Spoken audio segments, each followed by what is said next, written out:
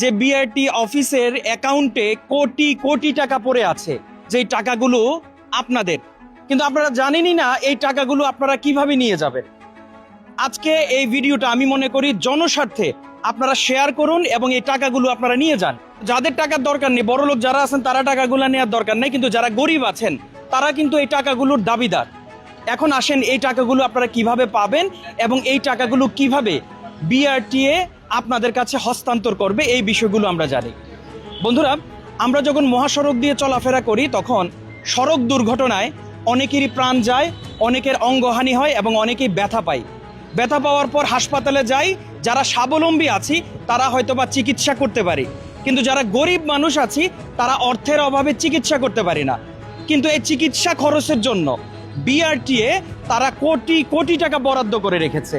এই টাকাটা আমরা এখান থেকে নিতে পারি না, কারণ আমরা জানি না বিআরটিএ এই টাকাগুলো আমাদেরকে দেয়। তো এখন আজকে আমি মনে করি আমার এই ভিডিওটা যদি আপনারা মনোযোগ সহকারে দেখেন এবং আপনারা যদি ছড়িয়ে দেন, তাহলে আপনার আশেপাশের কোনো গরিব অসহায় মানুষ যদি সড়ক দুর্ঘটনার কবলে পড়ে তারা কিভাবে এই টাকাটা উত্তোলন করে নিতে পারবে সেই বিষয়টা জানতে পারবে। আমরা আসলে চাই না যে কারো জীবনে এই দুর্ঘটনা আসুক, কিন্তু অনাকাঙ্ক্ষিতভাবে সড়কে চলার পথে এই ধরনের ঘটনা কিন্তু ঘটে যায়।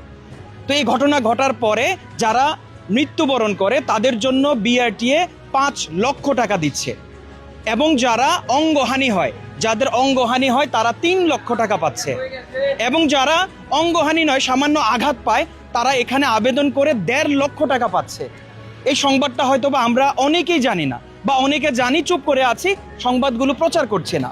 তো আমি মনে করি আপনারা আমার এই ভিডিওটা যারা দেখছেন আজকে, প্রচারের মধ্য দিয়ে আপনার আশেপাশে এমন অনেক মানুষ আছে যারা গরিব মানুষ, বড় লোকের দরকার নেই, বড় লোকে অ্যাক্সিডেন্ট করলে আপনারা ট্রিটমেন্ট করতে পারছেন, সরকারি হাসপাতালের সুবিধা পাচ্ছেন, বেসরকারিভাবে সুবিধা পাচ্ছেন, কিন্তু অনেক গরিব মানুষ আছে যারা মারা গেলে হয়তোবা পরিবারের প্রধান উপার্জনশীল ব্যক্তিটা মারা গেছে, ওই পরিবারটা এখন নিঃস্ব।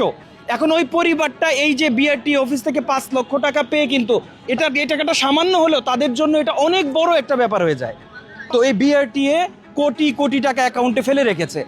আপনারা যারা এই ধরনের দুর্ঘটনার কবলে পড়েন, আপনাদের আশেপাশে যেই অঞ্চলে আপনারা আপনাদের ভোটার আইডি কার্ডে আপনার যে অঞ্চলে বিআরটির অধীনে আপনি পড়েন, সেই বিআরটি অফিসে আপনারা এই ধরনের দুর্ঘটনায় পড়লে আপনারা 1 মাসের মধ্যে যোগাযোগ করেন।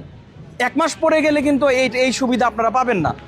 1 মাসের মধ্যে আপনারা যোগাযোগ করেন, যোগাযোগ করে এখানে এসে অনলাইনেও আপনারা এই আবেদন ফর্মটা পাবেন।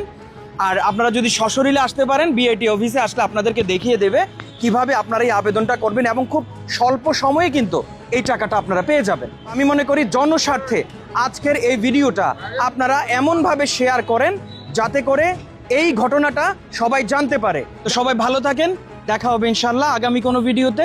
আসসালামু আলাইকুম।